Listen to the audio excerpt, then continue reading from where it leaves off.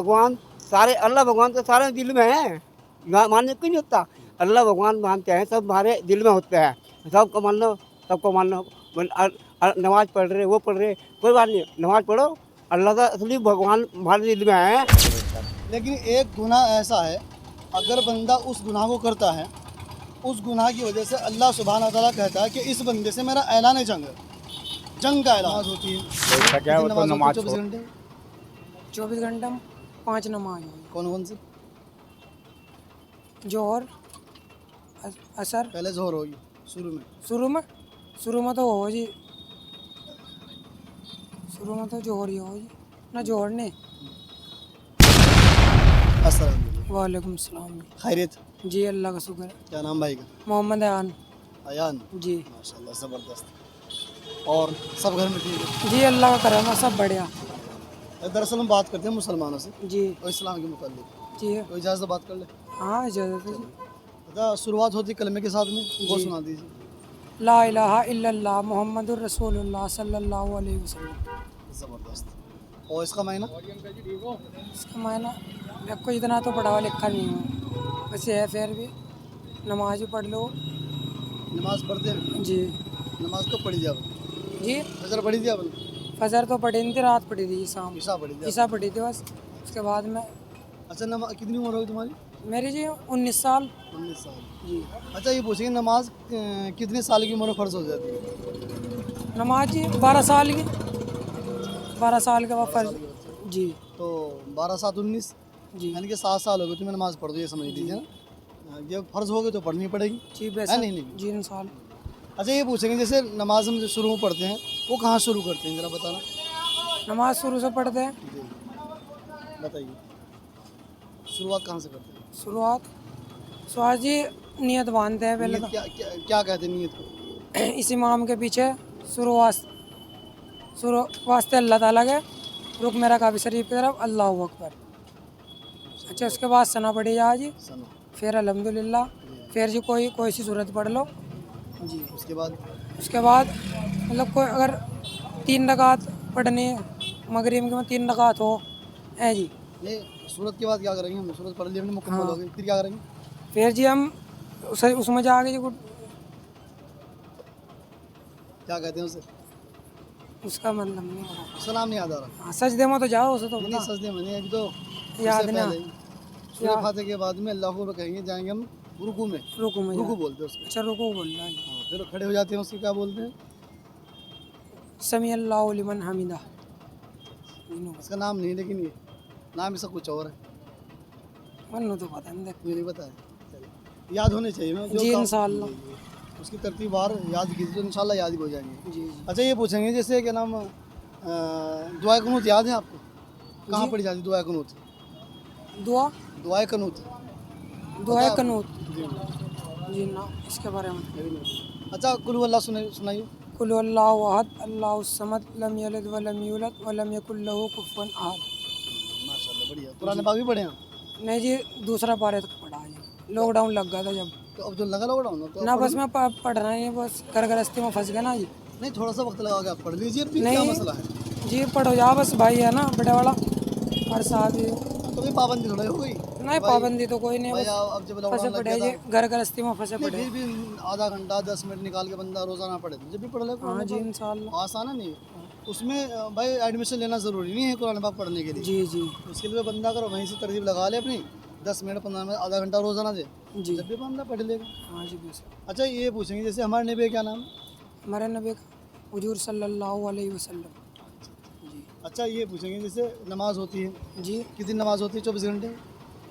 24 घंटे में 5 नमाज हुई, कौन कौन सी?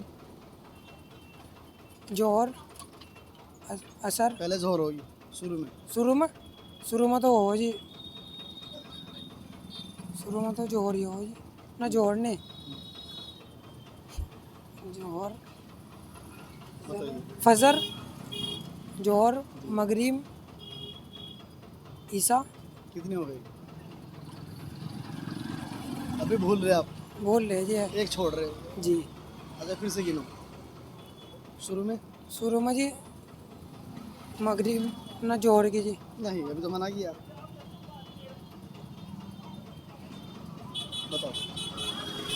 सबसे पहले फजर की होती है, जी सबसे पहले फजर उसके बाद असर की, असर तो शाम में होती है, रस जोहर की, ज़ोहर फिर ज़ोहर, उसके बाद असर, असर, फिर मगरिब, मगरिब फिर ईशा। और ईशा। जी फिर ये मालूम आपको क्यों भूल रहे हैं आप? जी क्योंकि हम उससे रोज़मर्रा याद नहीं करते हैं। याद नहीं करते। जी बिल्कुल सही किया। अगर हम उसे रोज़ बरोज़ में लगे रहेंगे, याद करते रहेंगे, तो आसानी से याद रहेंगे वो। जी तो याद करने का तरीका है कि हम उस काम में लगे रहें।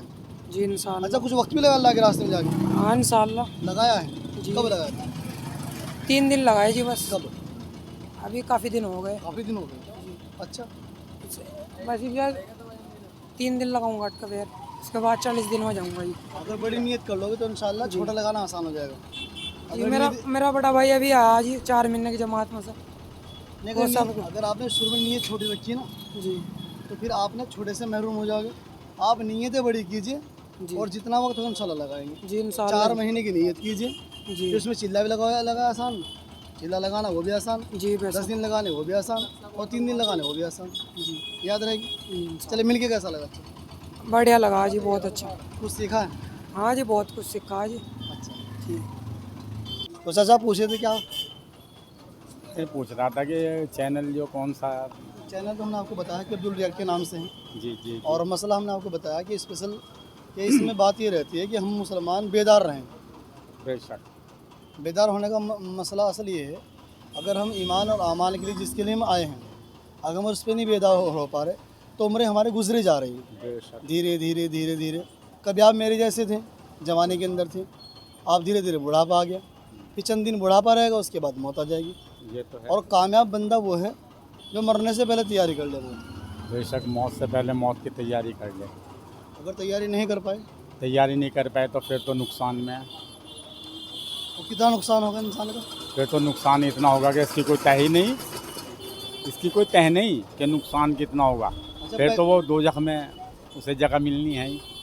अच्छा, कुरान ने इस बात का ऐलान कर दिया है कि जो बंदा इस्लाम के खिलाफ या इस्लाम के अलावा ज़िंदगी गुजार कर आएगा, वो क़यामत के दिन, आखिरत के दिन हमेशा खसारे में रहेगा। बेशक रहेगा। और हम मुसलमान जो रोज़ बरोज़ हम बस्ती तरफ जा रहे हैं, उसकी मेन वजह यही है कि हम लोग को जो रास्ता बताया था हमने उसको छोड़ दिया। इसलिए दुनिया के अंदर ज़लील व ख़ार यहाँ भी हो रहे। अगर इसी राह में चलते रहें तो खुदा न खास्ता फिर क़यामत के दिन क्या हाल होगा क्या उम्मत का। हाल होगा, ये बात सही। और पैगंबर ने इतनी फ़िक्र ली है कि एक आदमी है ना, जिस हाल में था उसकी ये फ़िक्र ले कि बंदा मुसलमान होकर चला जाए। एक बंदे के पास आप ना जाने कितनी मरतबा गए। मुसलमान हो गए नहीं, साथ ईमान के खात्मा हो। हाँ, ये भी सही है। ईमान के साथ। हाँ जी, मुसलमान तो सब मुसलमान है, ईमान वाला होना ज़रूरी है। जी जी। ईमान बचा के लेके जावे। एक तो है ईमान की फ़िक्र करना, दूसरे यह है कि अमल करना, फ़िक्र करना, अमल करना। ईमान को बचा के दुनिया से राई के दाने के बराबर भी अगर ले गए तो उसमें अल्लाह रब्बुल इज़्ज़त इस दुनिया से कई गुना ज़्यादा बड़ी जन्नत अता फरमाएंगे। अल्लाह का तो वादा है, अच्छा, हमारी फ़िक्र भी यही हो रही है अल्लाह का वादा है। कि हर बंदा कामयाब रहे, और जो आखिरत की एक बड़ी जिम्मेदारी है और बड़ी कामयाबी है, कुरान ने ऐलान कर दिया बेशक कि जो आखिरत की कामयाबी वो बड़ी कामयाबी है। बेशक। लेकिन हम क्या करें, जो चीज़ हम आँखों से देख रहे हैं हम उस पर एतबार कर रहे हैं, उसी पर यकीन कर रहे हैं और उसी पे चल रहे हैं। जैसा खा रहे उसी पे अमल कर रहे हैं। बेशक। तो बताओ उम्मत के लिए क्या किया जाओ कि बंदा राह पे आ जाए? देखो ये राह पे जो ये है, ये तो अल्लाह के हाथ है। अल्लाह जिसे मर्जी राह पे ले आवे और जिसे मर्जी राह पे ना लावे। जैसे कि अल्लाह के नबी के चचा अबू जहल, रिवायत में आया है कि अल्लाह के नबी कई सौ मरतबा उसके मकान पे पहुँचे दावत के लिए और लौट आए, मायूस हो के लौट आए। तो अल्लाह रब्बुल इज़्ज़त ने फरमाया कि ऐ मेरे नबी, हिदायत तो देना काम मेरा है, तेरा तो काम सिर्फ दावत देना है। हाँ, हमने असल जो हमारी जिम्मेदारी, उसकी तकदीर में ईमान था ही नहीं, अगर वो ईमान लेके आते। लेकिन देखिए आप, तकदीर में किसी यकीन ईमान होना नहीं होना वो बात अलग हो गई, लेकिन जो नबी के ऊपर अल्लाह ने जिम्मेदार लगाई तो आपने उससे पैर नहीं पीछे हटाया है, नबी ने अपनी वो की, जिम्मेदारी को पूरा वो किया। अपनी जिम्मेदारी को पूरा अगर किया हम मुसलमान और ईमान सब तक पहुंचाया। अच्छा, अगर हम मुसलमान अपनी जिम्मेदारी पूरा करने लगे, यानी कि जैसे पैगंबर बार बार लोगों के पास जाकर हिदायत के लिए दुआएं कर रहे हैं, मेहनत कर रहे हैं, अगर हम मुसलमान ही वो मेहनत करने लगे तो ना जाने कितने मुसलमान कितने गैर मुस्लिम ईमान एक्सेप्ट कर ले, ईमान कबूल कर ले। बेशक तो- जब हम सही नहीं है तो ईमान दूसरा कैसे कबूल कर लेगा? सबसे पहले मैं मस्जिद में नहीं जा रहा हैं, जा नहीं रहा, लेकिन यहाँ के मैं दूसरों को भी रोक रहा, वो तो देखो गलत है। हाँ, सबसे पहला मसला ये है कि हमने है ना अपनी जो जिम्मेदारी थी उससे फरामोश करा है। चलिए, हमारा आखिरी सवाल ये है कि ऐसे बहुत सारी बातें बनती रहेंगी, चलती रहेंगी, क्योंकि दीन की बात कभी ख़त्म नहीं होगा। दिन की बात तो देखो 70,000 से भी ज़्यादा शाखे हैं दीन जी, में। जी। अच्छा, हम आपसे पूछेंगे, जैसे हर गुनाह की अल्लाह सुब्हानहू व तआला सज़ा देता है, हर बेशक गुनाह की सज़ा बंदे को मिल जाती है, नमाज छोड़ने वाले पर, रोज़ा छोड़ने वाले पर, ज़कात, सबकी अलग अलग सज़ा अल्लाह ने मुकर्रर की है।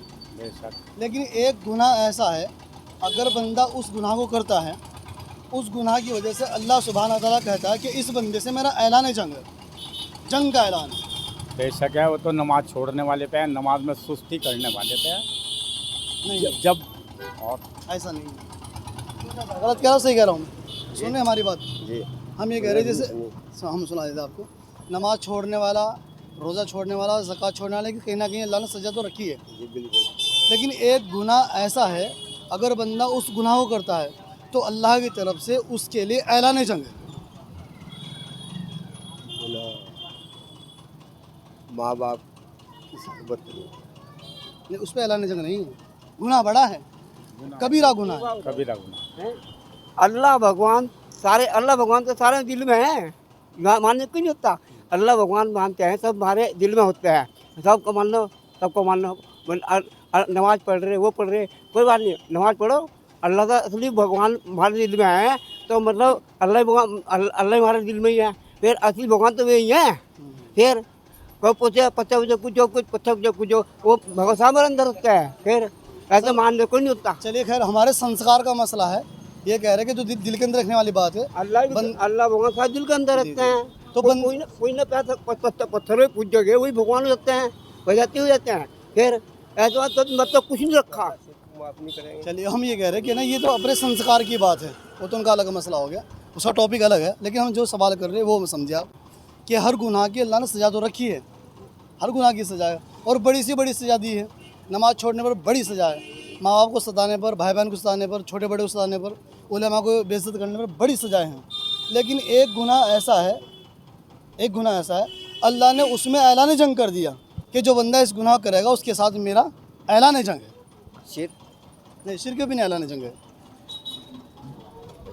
और अक्सर मुसलमान उसमें मुलविस हो जा रहे हैं। चलिए, हमारा सवाल हमारे ऑडियंस से रहा है कि वो गुनाह कौन सा है जिस पर अल्लाह सुब्हानहू व तआला इतना तेज़ और गुस्से में आ जाता है कि बंदे के सामने ऐलान जंग कर दिया।